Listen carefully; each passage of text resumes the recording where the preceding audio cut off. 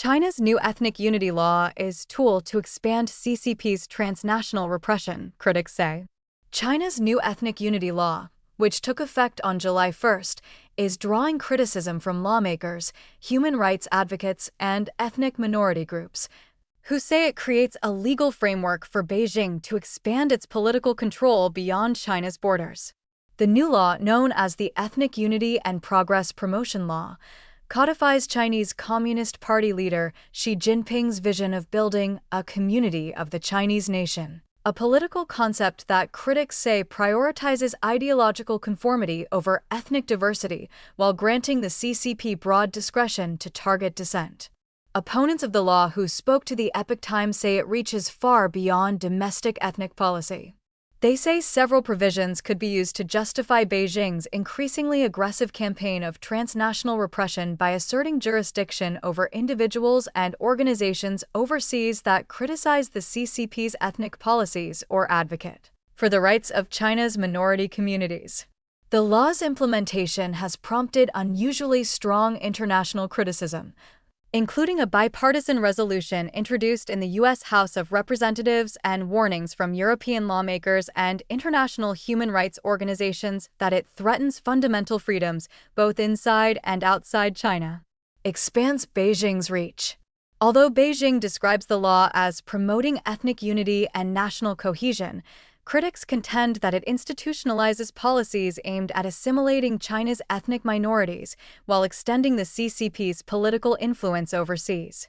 Among the law's most controversial provisions are Articles 15 and 20, which require the promotion of the regime's standard spoken and written Chinese language and directs families to educate children to love the CCP while prohibiting ideas deemed harmful to ethnic unity.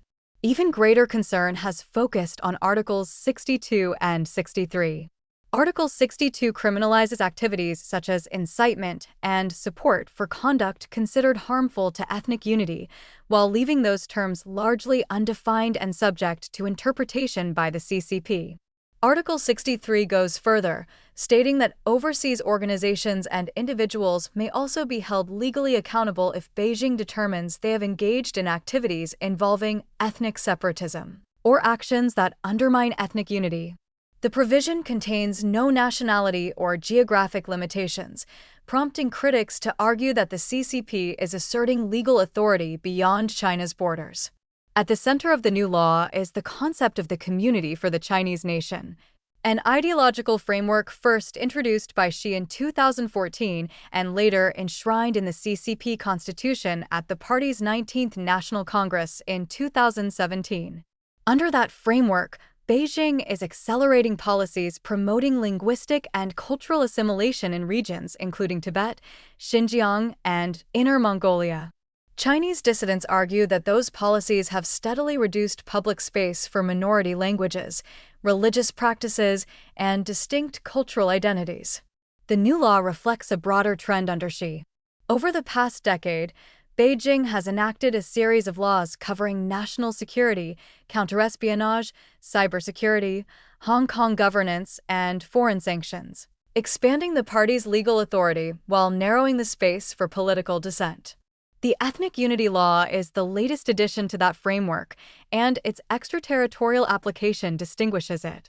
Jiang Pinchao, U.S.-based editor of the June 4th Poetry Collection and a writer whose works have been collected by the Library of Congress, told the Epoch Times that the law is less about unifying China's ethnic groups than enforcing loyalty to the CCP. The CCP only allows support for one unified political identity, Jiang said. It isn't really about the Han people or any other ethnic group. Ultimately, it's about creating what amounts to a Communist Party ethnicity that replaces traditional cultures and histories with loyalty to the party. Germany-based Temselt Shabshud, president of the Inner Mongolian League for the Defense of Human Rights, told the Epoch Times that the new law is forced control and forced assimilation wrapped in the language of law. He pointed to changes introduced in Inner Mongolia in recent years, when the regime significantly expanded Mandarin language instruction in schools, prompting widespread protests among ethnic Mongolians. The Chinese regime responded with arrests and a broader clampdown on dissent. New phase of transnational repression. The most significant feature of China's new ethnic unity law is not its language policy or its emphasis on ideological education, but its potential use against people living outside China.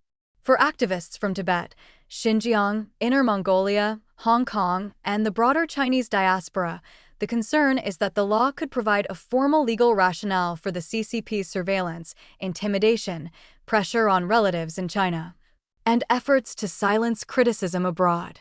Shabshid said previous CCP control mechanisms were focused primarily on people inside China, while pressure overseas was often exercised quietly through monitoring, threats, or influence operations. The new law, he argued, signals a more open assertion that overseas Chinese communities and critics abroad should also be expected to conform to party authority. The law takes what used to be a political slogan and turns it into a legal instrument, he said. People see it not as a unity law, but as an openly repressive law. Joseph Scher, a former municipal councillor in Alberta, Canada, and a pro-democracy activist who was jailed in China in the aftermath of the 1989 Tiananmen Square massacre, told the Epoch Times the new law appears designed in part to discourage overseas criticism of Beijing's treatment of ethnic minorities and its policies toward Taiwan. One purpose is intimidation, Scher said. The message is that people should stop speaking out overseas and stop supporting equal treatment for minority groups. Shabshid said pressure would not be limited to ethnic minority activists. Not only Tibetans, Uyghurs, and Mongolians will feel this pressure, he said. Chinese and Hong Kong pro-democracy activists will increasingly feel it as well. Scher said people should not assume citizens of Western are immune. The CCP has shown before that it is willing to detain foreigners when it believes doing so serves its political interests, he said. Scher pointed to the 2018 detention of Canadians Michael Kovrig and Michael Spavor as evidence that Beijing has previously targeted foreign nationals during political and diplomatic disputes. He also described what he called indirect pressure on politicians and activists through relatives and community networks. According to Scher, critics of Beijing living in Canada have long worried that family members in Hong Kong or China could face harassment or intimidation because of activities conducted abroad. In electoral districts with large Chinese-speaking populations, he said, politicians sometimes face intense pressure campaigns from groups aligned with Beijing, ranging from lobbying efforts to organized opposition during elections. Intimidation campaign. Scher, who frequently publicly criticizes the CCP in Canada, recounted a recent incident he believes was intended to intimidate him. He said he received a phone call from a man claiming to be a Canadian police officer investigating a report of DUI. The caller, speaking fluent English, knew Scher's license plate number, vehicle model, vehicle color, approximate route home from Calgary, and the location of his house. It sounded like a real police officer, Scher said. What made it frightening? After contacting local police, Scher said he was told that no DUI complaint had been filed against him and that no officer had called him. The incident occurred shortly after he returned from a Hong Kong-related public event on July 1st, leading him to suspect that the call was intended to create psychological pressure. Scher also described what he believes were efforts to undermine his business. He said he operated a Chinese restaurant in a small Canadian community where his landlord had repeatedly renewed the lease. About 6 months ago, he said, the property was unexpectedly purchased by a Panama-based company at a price he considered unusually high, and the new owner declined to renew his lease.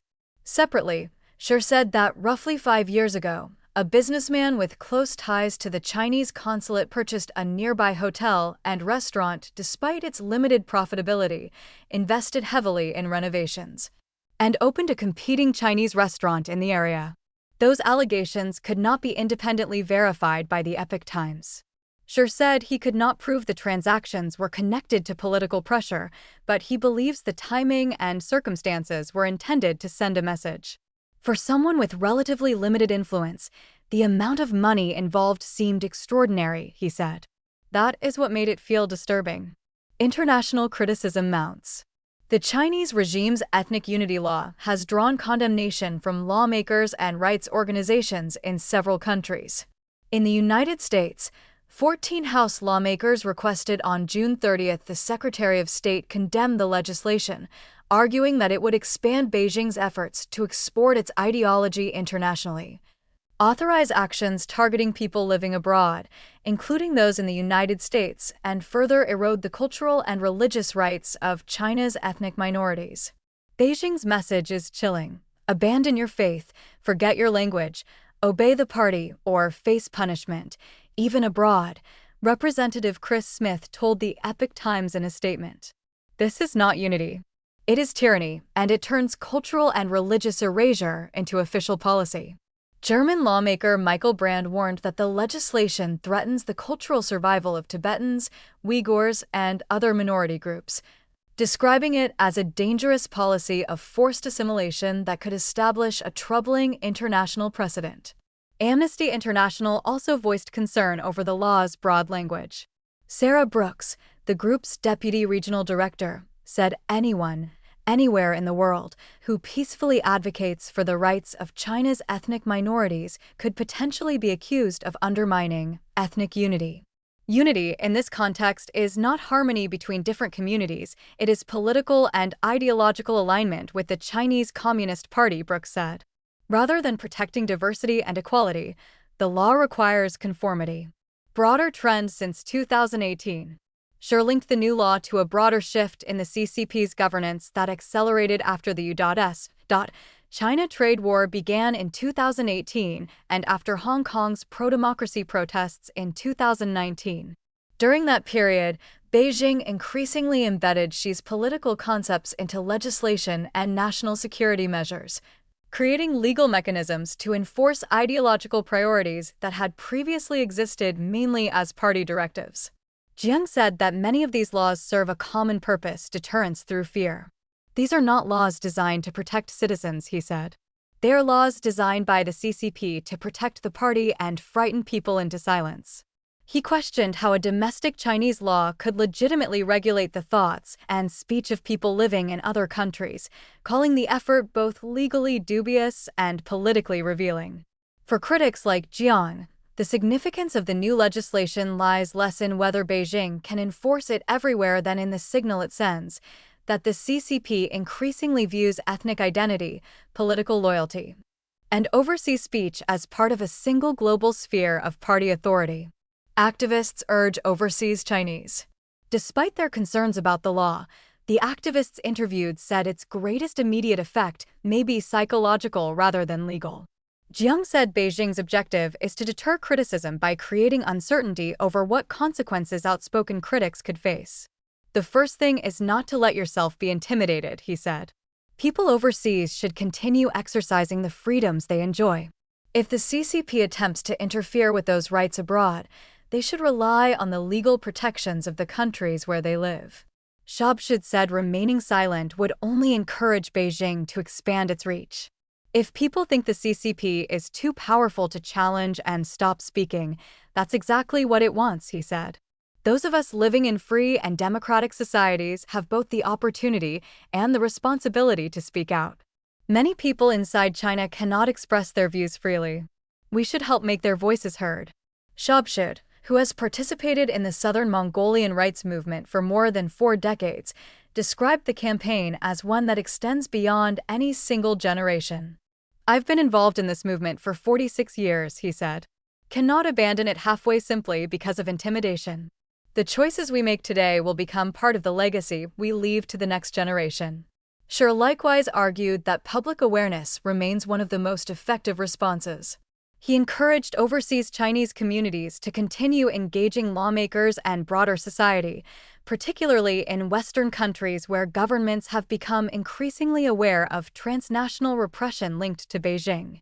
Speaking from his experience in Canada, Scher said he also urges local business leaders to reduce their dependence on the Chinese market, arguing that economic leverage has become one of Beijing's most effective political tools. Companies should plan ahead, he said. No one should build a business strategy that depends entirely on access to the Chinese market because the CCP could change any day. Gutong and Yiru contributed to this report.